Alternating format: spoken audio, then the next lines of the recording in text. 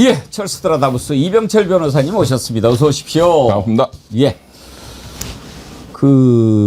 오시면 그것부터 좀 여쭤보려고 했는데 아까 어떤 분이 지금 그 민중기 특검에 있는 그 검사들 40명 네. 집단 반발했잖아요. 네. 겁대가리 없이. 근데 아까 어떤 분이 우리 그 이병철 사이다에서 네. 이걸 예견을 하셨다고 그러던데 이놈들 음모를 네. 이렇게 할 줄 알으셨어요? 왜냐면 얘기를 많이 들었으니까. 아, 그거는 제가 뭐 안 보고 한 건 아니고 이렇게 예. 검사들한테 요새 제가 또 통화도 많이 하거든요. 예. 걱정되니까. 이자들이 움직일 거다. 예, 예. 판사들도 그렇고. 그 이제 저한테 그런 얘기해 준 여러 이제 판사들이 이러저런 이제 움직임들이 있다. 근데 그게 제가 이제 한 5가지로 정리해 가지고 예. 이 검사들의 어떤 5가지 음모, 예. 어떤 반혁명 세력들의 예. 이제 그거를 또 제가 한번 했죠. 어제. 뭡니까? 5가지 음모가? 지금 이제 검사들이 하고 있는 그 김건희 특검에서 돌아가겠다. 그게 퍼질 가능성이 있거든요. 예. 그 내란 특검 저 최상병으로 지금 여론을 눈치를 보고 있는 거지. 예, 얘들이. 그게 하나 있고 두 번째는 또 이제 언론에 보도된 거 보면 전현직 검찰총장들 모임 검찰 동호회. 예. 그 한상대 회장. 예. 그 한 번이 뭐 헌법소원 내겠다. 근데 뭐 전직은 헌법소원 자격이 없어요.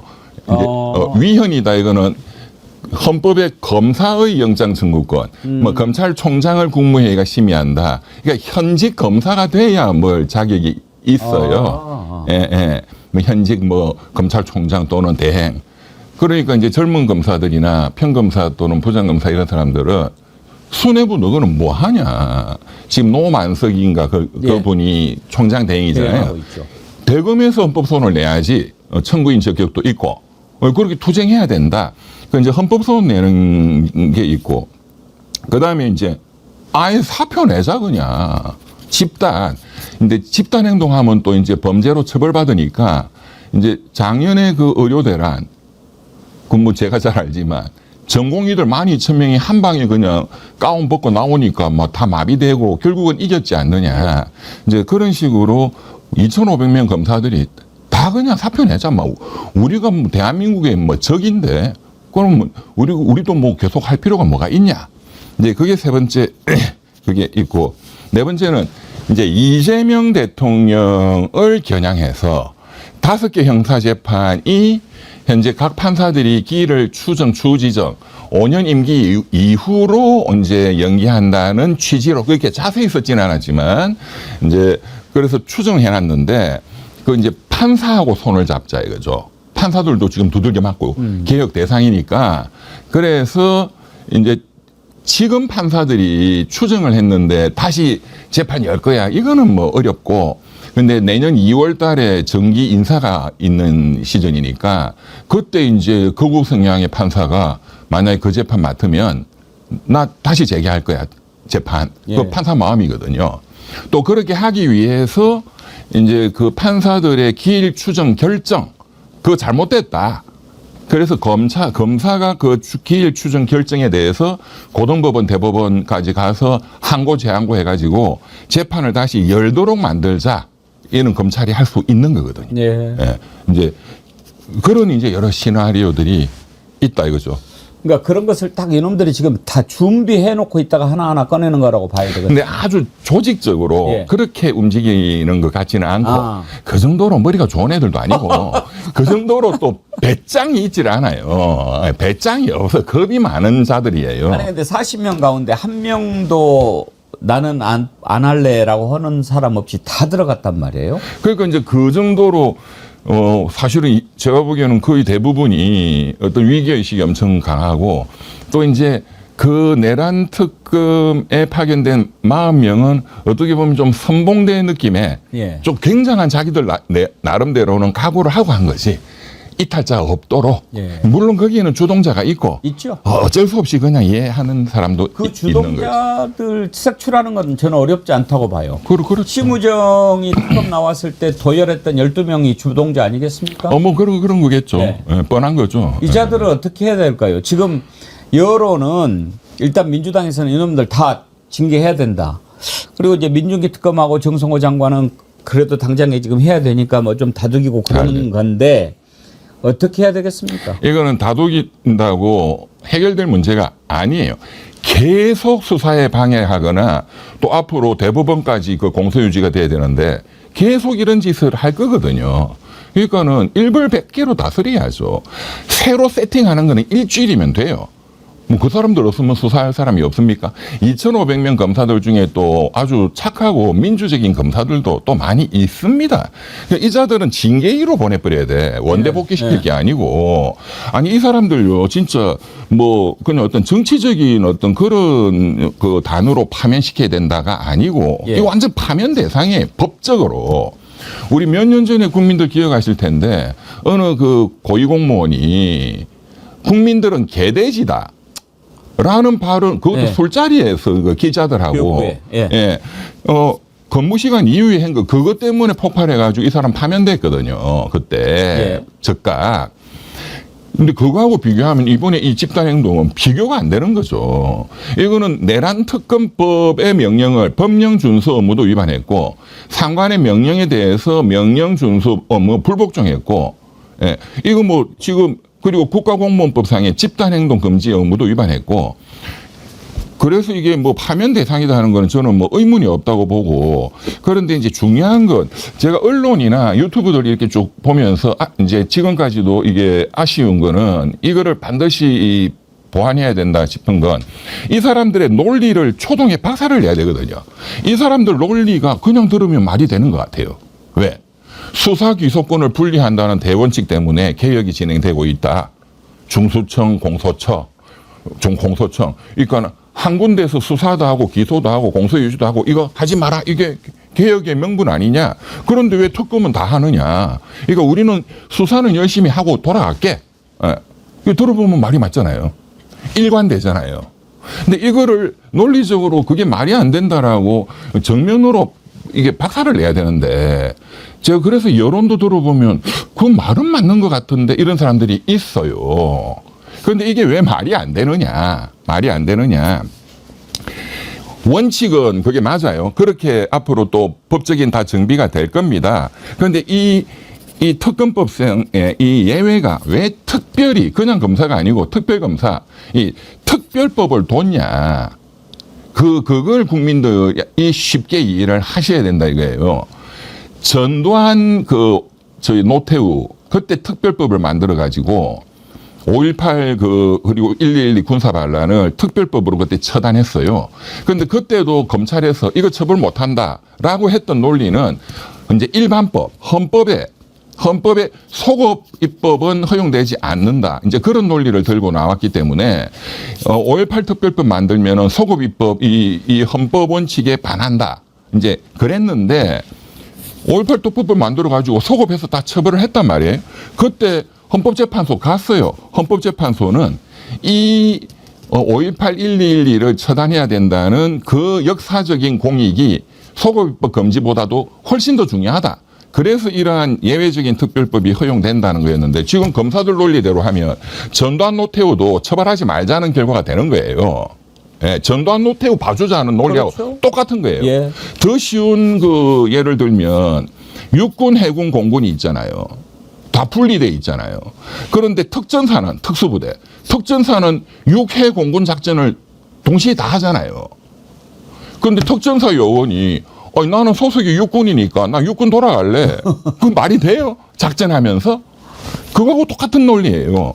그러니까 말도 안 되는 소리를 가지고 말이 되는 것처럼 제가 보기에는 논리적인 어떤 프레임은 검찰 쪽에서 어느 정도 여론의 어떤 반응이 온다라고 지금 보고 있거든요. 이자들 다 날리면 수사 못 합니까? 아니, 이거 아무 문제가 없어요. 40명 다, 파면, 예. 날리고, 예. 그러면 일주일간 공고하면 돼요. 이 수사에 참여할 현직 검사든 또는 퇴직한 그 이제 판사님들도 잘한단 말이에요. 판사님들도. 지금 민중기 그 특검은 판사 출신이잖아요. 이거는 지금 변호사님들 중에 이 지금 수사팀에 합류하고자 하는 분들 공개 모집한다. 현직 검사, 뭐 판사는 안 될 거고, 그리고 이제 판검사 출신이던 하여간 변호사들 중에 하면 유능한 사람들 엄청 많습니다. 하기야 정신과 의지가 중요하지 뭐 기술이 기술적인 거야. 얼마나 좋겠어요. 그렇죠. 예. 근데 지금 얘들은 우리 없으면 이거 무너질 걸 이런 생각하는 거 아니에요? 전혀 안 그래요. 예. 일주일이면 새로 세팅 다 됩니다. 일주일이면 수백 명이 올 겁니다. 아마 굉장히 에이스들이. 그렇게 해서 그 걸리는 시간만큼 좀 늦추면 되는 거 아닙니까? 그렇죠. 그리고 시간이라는 것도 의지를 가진 분들이 열심히 하면은 뭐 일주일이든 이주일이든 그건 따라 잡는 거는 시간 문제고, 또 뭐 국회에서 좀 더 연장해도 되는 거고. 저도 그렇게 했으면 좋겠어요. 예, 발본색은 해야 돼요. 당장 이렇게 되니까 이제 김건희 쪽에서는 얼마나 기대하겠습니까? 그렇죠. 대충 뭐 넘어가겠구나. 그렇죠. 그리고 일단 이렇게 한 놈들이 무슨 의지를 갖고 또 수사를 하겠습니까? 그렇죠. 이거 다독인다고 해결될 문제가 안 됩니다, 아니죠. 절대로. 예. 알겠습니다. 이병철 변호사님하고 저하고 뜻이 같아서 좋네요. 직위원이요. 지금 이제 전화기까지 막 이렇게 수상하게 바꿨지 않습니까? 근데 공수처가 지난번에 영장을 청구를 했나 봐요. 압수수색 영장. 압수수색 영장을. 그런데 법원이 기각을 했다는 거 아닙니까? 그러니까요. 근데 지금 압수수색 영장을 청구했는데 법원이 기각했다는 사실이 밝혀졌다라는 거 보니까 휴대폰 몰래 막 바꾸고 이런 사실이 드러나기 전에 청구했던 것 같아요. 그렇죠. 그러면 이제 이렇게 새로 또 나왔으니까 또 다시 청구를 해야 되지 당연히. 않습니까? 그리고 공수처는 다시 청구하겠다라고 예. 이제 발표했고, 다시 증거자료 보강해가지고 청구하면 지금 이게 들통이 났기 때문에 예. 사실은 그 영장 기각한 판사 이름도 공개해야 됩니다. 공개하죠. 우리 구속영장 이런 거 다 이름이 다 공개가 되잖아요. 예. 이 판사 이름도 공개를 해야 됩니다. 그리고 이제 이 들통 난 마당에 이제 또 국민들 분노가 진짜 엄청나니까 이제 잘 보강해서 다시 넣으면 압수수색 영장이야. 그 무조건 나와야죠. 뭐 기각이라는 게 있을 수가 없죠. 이런 사건에. 그런데 이것도 역시 그 지금 어떻게 보면 개혁의 대상인 법원 이 판사들의 무조건 자기 편 감사기. 예. 판사들이 과거에도 판사를 수사하는데 비리 수사를 하는데 판사의 압수수색 영장이나 구속 영장을 제각 받아준 예가 거의 없습니다. 무조건 다 기각시켰어요. 그렇죠. 예. 그 전에 제가 사례를 찾아봤더니 그 정은호 네이처 리퍼블릭으로 맞습니다. 받는 예, 다 뇌물죄 이런 다음 거 저겠는데 나중에 징역 5년 3년 이렇게 받았는데 맞습니다. 대법원에서 윤리감사관실에서는 그래 뭐 문제 없다고 그러네 이렇게 하고 넘어가잖아요. 본인 말만 듣고. 그러면 새로 추가 청구하면은 발부될까요? 나옵니다. 그러니까 국민들이 이제 아는 게 중요한 거죠. 이제 국민들이 알았기 때문에 이 판사 뭐 기자들이 취재해서 이름도 공개하고 그러면은 뭐 안 할 수가 없죠. 이런 게 영장, 그러니까 구속 영장이 아니라 압수수색 영장이잖아요. 이 엄청난 지금 휴대폰 교체하고 범죄 정황이 드러났는데 압수수색을 하지 마? 그거는 그럼 어떻게 수사를 하라는 얘기입니까? 그러니까. 그러니 수사하지 말라는 얘기인데 지금 순서가 대법원 윤리감사관실에서 한다. 그런데 넉 달이 지나가지고 이거 혹시 못 믿을지 모르니까 감사위원회 한다. 감사위원회 우리는 못하겠다. 공수처 수사한다고 그러니까. 그래 그러면 공수처 수사 보고하자. 근데 공수처에서 수사하려고 그러니까 영장 발부 안 해줘. 어떻게 하자는 얘기예요? 그러니까 제가 판사나 검사나 50보 100보다. 저는 이놈들이 요즘에는 더 나쁜 놈들 같아요. 맞습니다. 판사들이 검사들을 통제를 제대로 했으면 검사들이 저렇게 악당이 안 되는 거예요. 네.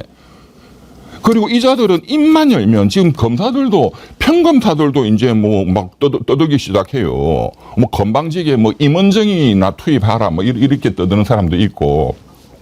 그 사람들이 전부 내미는 논리는 어쨌든 국민이고 민생이잖아요. 그 잘난 국민 민생 따지 그 위하는 자들이 1, 2, 3 비상계엄 내란 때 그러면 윤석열에 대해서는 입 하나 뻥끗한 적이 있냐고. 판사든 검사든. 그리고 지난 3년 윤석열 독재 정권 하면서 입 하나 빵긋한 놈이 없어요. 판사 검사 한 놈도.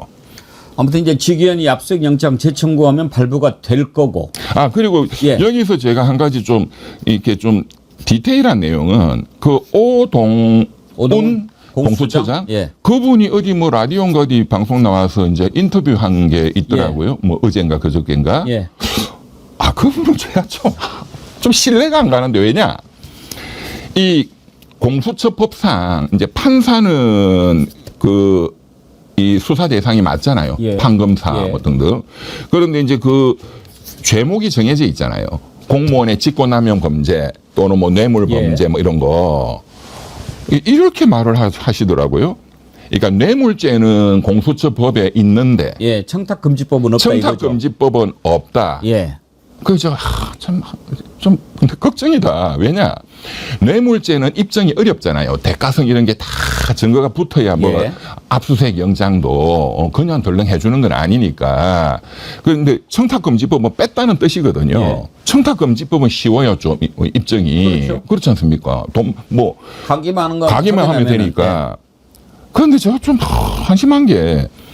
아니 지난 내란 그 사건도 그 윤석열이 그걸 공수처가 다 수사하고 검찰로 넘긴 거잖아요. 그럼 공수처법에 직권남용은 있지만 내란죄는 없어요. 예. 그러나 이와 관련된 인지 사건으로 해수했단 말이에요. 그럼 청탁금지법은 당연히 돈이 오갔다든가 금품이 오가면 센 거는 뇌물죄지만 이 약한 거는 청탁금지법 위반죄. 이거는 그냥 자동이거든요. 그냥 관련 범죄예요. 근데 이거는 뺐습니다. 이걸 넣었으면 쉽게 나왔을 수도 있지 않았을까. 이게 둘 다 넣었어야 된다 이거죠. 그러면은 오동훈 처장이 잘못 본 겁니까? 법이 미비한 겁니까? 아니 법은 뭐 현재 그렇게 돼 있고 뭐 법을 뭐 어쨌든 관련된 인지한 범죄는 수사할 수 있도록 돼 있으니까. 근데 이제 법률 취지를 살펴보면 또는 조직의 설치 취지를 살펴보면 그렇죠. 공수처에서 이러이러한 건 수사하고 이러이러한 건 하지 마라 이런 차원에서 만든 게 아니고 고위 공직자들의 범죄는 따로 좀 수사를 할 필요가 있어서 만든 게 그렇습니다. 고위공직자 범죄 수사처 아닙니까? 맞습니다. 예. 그러니까 그 취지를 살펴보면은 판사, 검사, 국회의원 이런 놈들은 좀 특별히 좀 수사를 해야 된다 해서 공수처를 만든 거니까. 맞습니다. 그거를 들여다보라는데 이거는 법이 되는데 이건 안 된다. 이게 말이 안 되죠. 네, 그게 완전히 법꾸라지 얘기지. 특히나 그 고위공무원의 직무와 관련된 범죄를 수사하라. 그러면 청탁금지법도 당연히 그 되는 거고. 저는 그래서 좀 청탁금지법도 넣으면 더 100% 나올 거다 이렇게 저는 봅니다. 제가 윤석열 임명한 사람 중에서 제일 한심하게 보는 사람이 오동훈이 옳시다. 맞습니다. 예. 다른 놈들은 좀 안 나라고 막 이러는데 여기는 아주 어리버리야 아주. 예. 예. 직위원회 문제는 이제 그렇다고 치고 네. 조의대는 어떻게 합니까?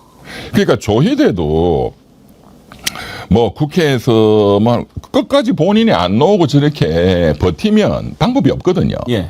그런데 버틸수록 저쪽 극우 쪽에서는 그 사람이 지금 영웅이 되고 있는 거예요. 어떤 투쟁의 중심이 되고 있는 거거든요. 그런데 이제 민주당에서 법사위에서 어떤 정치적인 어떤 그런 것도 당연히 또 하는 게 의미가 있지만 왜냐하면 이 자들의 실체를 국민들한테 보여드린다 하는 또 측면도 중요하니까 그런데 예리하게 또 공격할 거는 해야 되는데 그럼 핵심은 조희대 대법원장의 불법 내지는 범죄 행위의 핵심은 지난 대선 때 대선에 개입했다는 게 핵심이잖아요. 예. 유죄 파기환송. 예. 이제 거기에 대해서도 저도 그때 그 공수처에 고발을 했고 여러 시민단체가 했어요. 이거는 실질적으로 이틀 만에 뭐 아무리 길게 잡아도 9일 만에 그 6만 7만 쪽에 달하는 그 기록을 대법관들이 다 검토하고 합의 평의에 나오는 건 불가능한 것이다.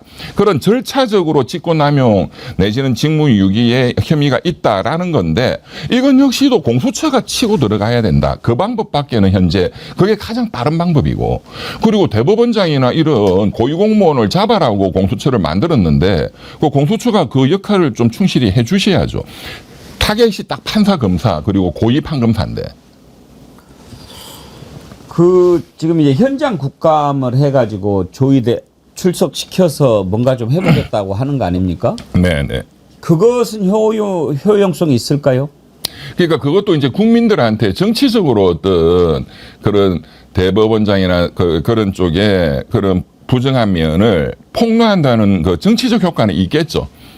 그러나 현실적으로 우리가 의도하는 뭐 일차적인 그 목표가 조희대 대법원장의 사퇴다.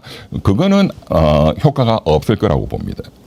안 나올 거라고 봅니다. 안 나오겠죠. 예, 국감때는 다 법원 행정처장이 이제 다 하는 거니까. 그래도 적어도 이번 같은 경우에는 직접 뭐 이렇게 좀 들어봐야 될 그런 사안이 있는데 당연히 그렇죠. 당연히 그런데 그렇다면은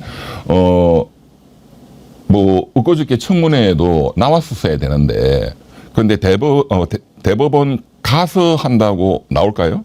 저는 안 나올 거라고 봅니다. 그리고 이 대법관들도 그 2명의 진보 대법관들도 특히 오경미 진보 대법관은 자필로 써가지고 예. 국회에다가 나 출석 안 한다는 사유서가 아니고 의견서를 냈잖아요. 이 사유서 의견서 이게 정말로 하늘과 땅 차이거든요. 사유서 법에는 불출석 시 불출석 사유서를 내도록 돼 있는데 그것은 내가 출석할 법적 의무가 있으나 제가 몸이 너무 아파서 입원 중이니 이러한 사유를 제출합니다. 이게 사유서인데 의견서는 나는 헌법상 그 갈 의무가 없고 당신들이 지금 대법원의 독립을 침해하는 거야. 이러한 나의 수준 높은 의견을 지금 의견서로 보내니까 국회의원 니네들이 공부 좀 해. 이런 뜻이에요. 네. 한 가지만 더 여쭤보고 이제 경제 문제도 여쭤보는데요. 일단 권성동 한학자 구속적부심 기각이 됐어요. 네. 예상대로. 근데 제가 여기에서 궁금했던 것이 한학자가 그 라스베가스에서 도박한 것 해명하면서 제가 생각하기에 이해가 안 되는 말을 해요. 나는 미국 영주권자라서 했다. 그리고 뭐 휴식 차원에서 했다. 이렇게 얘기를 했다고 그래요. 네. 한학자 주변에 지난번에 뭐 오광수나 또 검찰총장 했던 자 누구야? 김호수 이런 자들이 떨어져 나가기는 했어도 그래도 어마어마한 사람들이 붙어 있을 거 아니에요. 그렇죠. 뭐 태평양하고 뭐 엄청난데. 그러면은 미국 영주권자라고 하는 거하고 그거하고는 아무 상관이 없는데 한국 사람이니까 어차피 외국에서 도박한 거니까 이런 말도 안 되는 것을 이야기한 이유, 그 이유가 뭘까? 변호사가 그렇게 붙었을 텐데도 어떻게 봐야 돼요? 저도 이제 그 과거의 경험상 일단 좀 연세가 많으신 분들, 그 한학자 총재도 83인가 네. 뭐 그렇죠? 연세가 좀 많고 또 약간 좀 이렇게 뭐 지병도 있으시고 거기다가 이제 뭔가 큰 기업을 일군 회장이라든가 자기 확신이 강한 사람들 이런 분들은 변호사가 아무리 쉽게 요렇게 꼭 간단하게 이렇게 답변하십시오 해도 말 안 들어. 자기 그냥 하고 싶은 대로 해버려요. 더군다나 이게 교주니까. 네. 그러니까 저도 그 보니까 뭐 조금 전에 내가 평화의 어머니고 전 세계 평화를 위해서 내가 평생 몸 바쳤는데 대한민국 민주주의가 나를 이따위로 취급하느냐. 대한민국 민주주의가 참 참담하다 이런 표현을 쓰시니까. 근데 교주쯤 되면 점쟁이 중에 제일로 상점쟁이 아니에요? 뭐 그렇죠. 이런 점쟁이가 도박하고 뭐 그런 거 뭐 그거 이럴 이유가 없는 거 아니에요? 다 맞춰야 되는 거 아니에요? 그렇죠. 이 다음에 뭐 패가 무슨 패가 뜨는지 위에서 다 쳐다봐야 그게 저는 그 한학자가 라스베가스에서 도박해가지고 잃었다는 것 자체로도 그 종교는 믿기 힘들다 이렇게 생각해요. 아 그래요? 그것도 본인의 다 뜻이. 내려다 봐야지. 그것도 본인의 뜻이라고 하겠죠. 적선했다고. 아이고 참 코미디가 많아요. 참 윤석열이 그 구치소 생활도 한번 살펴보고 올게요. 나 살다 구치소에 김이상궁 드는 경우는 처음 봅니다. 아 진짜.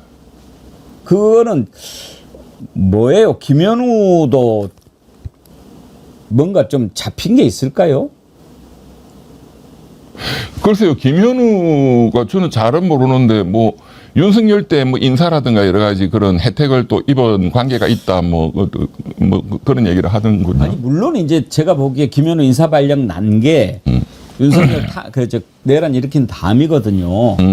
그러니까 그때 이제 법무부 차관이 직무대행 할 때니까 윤석열이 잘 모실 놈을 갖다가 이제 넣어놓은 거라고 보지만 그래도 이렇게 노골적으로 하고 7명 전담으로 붙여가지고 모시고 방 터가지고 왔다 갔다 하게 해주고 24시간 변호인 접견하게 해주고 술은 안 줬겠어요? 아이, 당연히.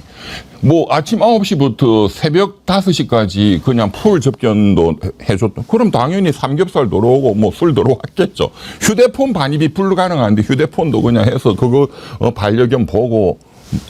예, 뭐 근데 이런 자를 징계하고 목을 쳐야지 왜 그냥 그러니까. 활력만 내고 맙니까? 그러니까요. 예, 이 자는 바로 파면시키고 바로 그 구속시켜야죠. 그러니까. 예. 그런데 이 김현우 씨 저도 고발해가지고 고발인 조사도 벌써 받았어요. 예. 예. 그래서 그 의왕 경찰서에서 이제 관할이라서 그 전화가 와서 변호사님 그 다른 시민단체도 또 고발한 게 있어가지고 이제 경기 남부 경찰청으로 이제 모아가지고 수사 중이다 하는데 저는 이제 이거는 아마 뭐 잘 모르시는 건데 이 구치소장이 범죄가 많습니다. 예.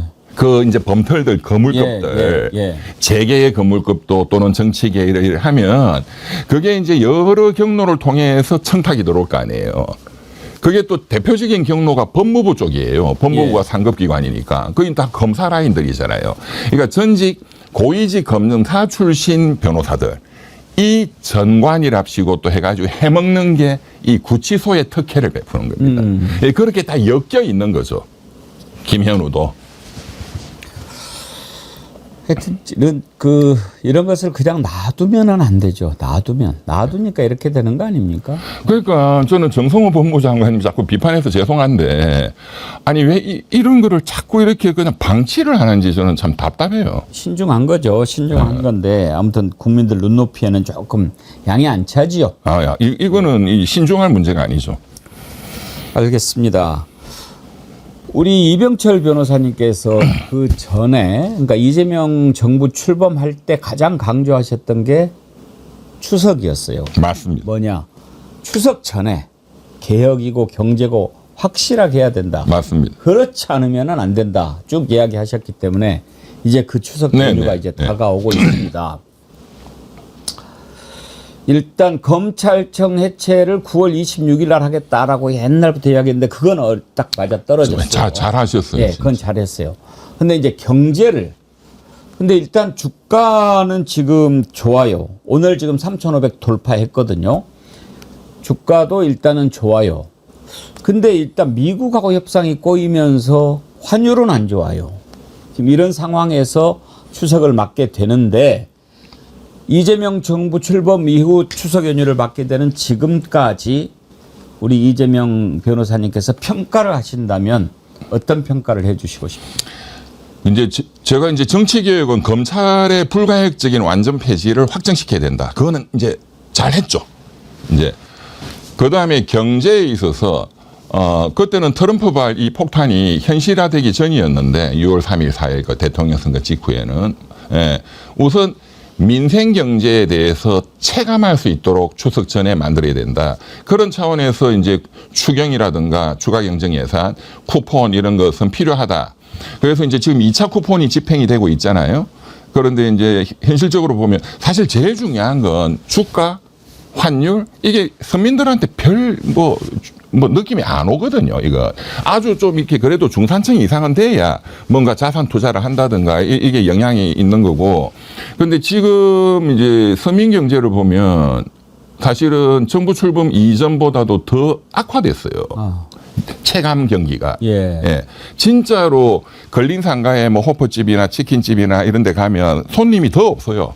특히 이제 최근에 트럼프발 3,500억 불 선불 내나 하면서 환율이 막 치솟기 시작하면서 국민들이 완전히 97년 IMF 위기를 다시 떠올리고 있을 수밖에 없잖아요.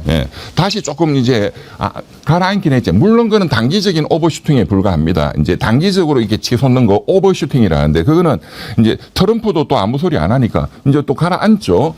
그러나 너무 큰 위기감이 느껴지는 거예요. 이제 평소에도 지금 물가도 제가 그때 빨리 잡아야 된다. 그리고 담합에 의심이 있는 거는 빨리빨리 공정위가 나서서 담합을 잡아가지고 그러면 그 부분은 빨리 안정이 될 것이다. 뭐 달걀이라든가 등등등등. 근데 그것도 지금 제가 어제 뉴스를 보면 경제당국이 똑같은 소리 또 해요. 뭐 담합에 의심이 있는 거를 조사를 하겠다. 그걸 지금 하면 안 되지. 저는 경제부처 경제팀의 지난 4개월 동안의 경제정책에 대해서는 굉장히 저는 비판적입니다. 학점을 주면 거의 CD급, CD 학점밖에 안 된다고 봅니다. 개혁은 조금 후하게 줄 수 있으나 그거는 뭐 A 학점이죠. A 학점. 네. 그 정도 이끌어낸 거면 대단한 거죠. 네. 사실 뭐 시간이 충분하지는 않았어요. 그렇죠. 이제 뭐 100일 좀 넘었으니까. 네. 그렇지만 경제 그리고 제일 중요한 건 정보조직법을 개정해서 검찰청의 폐지, 중수청, 공소청의 설립 이것을 이제 확정시켰다. 근데 그 이에 디테일도 물론 잘해야 되겠지만 어떤 그런 것도 물론 중요하지만 국민들이 검찰이라는 조직을 완전히 없애야 되는 거구나 하는 확신을 갖게 됐다는 게 저는 가장 크다고 봅니다. 네. 일단 미국이 지금 이제 사실 경제의 가장 큰 변수가 돼버렸어요. 맞습니다. 네. 사실 미국하고 협상이 잘 안 됐다. 막 저렇게 뭐 현금 선불로 3,550억 내야 된다라고 하는 순간부터 환율이 올랐거든요. 그렇습니다. 어떻게 풀릴까요? 근데 이제 저는 제가 몇 달 전부터 이건 다 예고한 대로 현실화되고 있는 거거든요. 제가 3월달, 4월달부터 대통령 선거 훨씬 전부터 트럼프는 앞으로 현찰을 요구할 거다. 그 목표는 이렇다 하는 거는 그 트럼프의 가장 중요한 경제 참모인 마이런이라는 사람의 마이런 보고서에 그 지금 밑그림이 다 있습니다. 네. 1월 달에 공개가 됐고 이제 미국 언론에는 공개가 됐고 뭐 한국 언론은 별로 안 달았는데 그래서 이제 그리고 우리는 엄청난 현찰을 요구할 텐데 우리는 외환위기가 바로 오기 때문에 무제한 통화 수합을 요구를 해야 된다. 그거는 뭐 불가피한 거예요. 한미 통화 수합도 사실 이병철 변호사님 몇몇 문제 이야기하셨잖아요. 예. 그것도 무제한으로 예. 해줘야 된다. 일본이 하고 있는 것과 똑같이. 그러나 미국은 절대로 안 해준다. 그거는. 무제한 통화 수합은 미군을 보내는 거하고 비슷한 거거든요. 그거는 절대로 안 해줄 거다. 그러면 안 해주면 어떻게 해야 되느냐까지 제가 몇 달 전부터 얘기를 했어요. 그러니까 트럼프가 미국 베센트나 이런 장관들, 경제 장관들이 받아줄 수 있는 우리의 아주 예리한 카드를 던져야 된다. 예. 그게 뭐냐? 무제한으로 통화 수합해달라는 거는 뭐 비유를 하자면 트럼프한테 깡소주 완샷으로 마셔라. 못 먹겠어. 그럼 먹을만 하도록 부드럽게 해줘서 맥주하고 타가지고 소맥으로 드세요. 하면 먹을 수 있다. 그 이제 좀 완화된 그 통화 수합이 뭐냐? 그게 이제 그냥 통화 수합은 우리 원화를 주고 달러를 받는 거잖아요. 근데 원화는 미국한테 아무 의미가 없기 때문에 그건 안 되는 거고. 근데 미국이 받을 만한 가치가 있는 거를 주면 되거든요. 근데 우리가 지금 외환 보유고 한 4,100억 불 중에 미 재무성 발행 국채가 뭐 2천억 불 이상이거든요.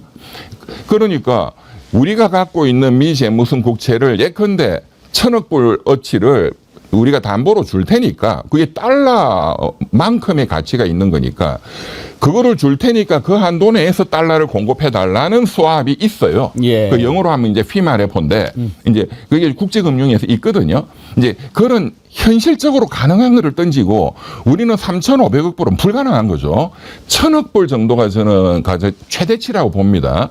근데 1,000억 불은 그래 투자로 쏘겠다. 끊어가지고 그런데 1,000억 불에 해당하는 그런 피마레포 1,000억 불 어치의 또 미재무성 국채를 담보로 제시할 테니까 그 한도 내에서 유사시에 달러를 쏴달라 하는 그 약정을 하는 게 제일 현실적이다. 지금 그런 또 뭐 협상을 하고 있을 거라고 봅니다. 예.